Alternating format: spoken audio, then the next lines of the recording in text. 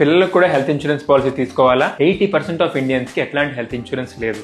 మరి పిల్లల్లో health insurance policy అవసరమా? నేను doctor Srinivas Rekapalli, Bright Children's Hospital, Vijayawada. అవునండి, పిల్లల్లో కూడా హెల్త్ ఇన్సూరెన్స్ పాలసీ చాలా అవసరం.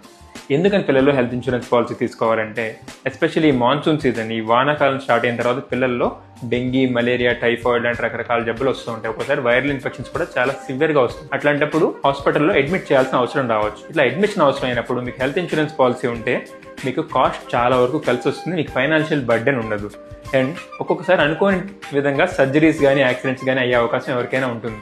అట్లాంటప్పుడు హెల్త్ ఇన్సూరెన్స్ పాలసీ ఉంటే మీకు చాలా ధైర్యంగా ఉంటుంది. ఎప్పుడు తీసుకోవాలి హెల్త్ ఇన్సూరెన్స్ పాలసీ? మీ బేబీ ఏజ్ కనీసం 3 months క్రాస్ అయితే హెల్త్ ఇన్సూరెన్స్ పాలసీ ఇస్తారు. కానీ మీ బేబీ ఒక్కడికే ఎవరు, ఫ్యామిలీ ఇంక్లూడెడ్, అంటే father, mother plus child, 1 or 2 ఎంతమంది పిల్లలు ఉంటే అంతమంది పిల్లలకి విత్ పేరెంట్స్ ఇన్సూరెన్స్ పాలసీ తీసుకోవాలి. ఎట్లాంటి ఇన్సూరెన్స్ పాలసీ తీసుకోవాలి? ఇన్సూరెన్స్ పాలసీ తీసుకునే ముందు ఈ 5 విషయాలు గుర్తుపెట్టుకోండి. ఈ insurance policy complete cashless offer చేస్తుందా? కంప్లీట్ క్యాష్లెస్ ఉన్నదే తీసుకోండి. మీ నియరెస్ట్ హాస్పిటల్, మీ ఊళ్ళో మీకు దగ్గరగా ఉన్న మంచి హాస్పిటల్స్ లో దీనికి క్యాష్లెస్ కవరేజ్ ఉందా? ఈ హాస్పిటల్స్ లో మీకు దగ్గరలో ఉన్న హాస్పిటల్స్ లో కవరేజ్ ఉన్న పాలసీనే తీసుకోండి. ఇందులో ఎట్లాంటి కోపే, అంటే మీరు కూడా పే చేయాల్సిన అవసరం లేని పాలసీలే తీసుకోండి.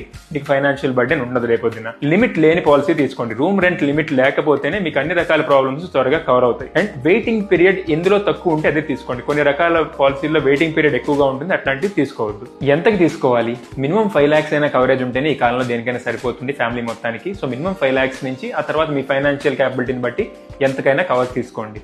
And one more important thing ఏంటంటే, మంత్లీ ప్రీమియం పేజెస్ లాంటి పాలసీస్ ఉంటాయి, వీలైనంత వరకు అవాయిడ్ చేయండి. యాన్యువల్ ప్రీమియం అంతా ఒకసారి పే చేసి తీసుకుంటేనే మీకు day 1 నుంచి ఎనఫ్ కవరేజ్ దొరుకుతుంది.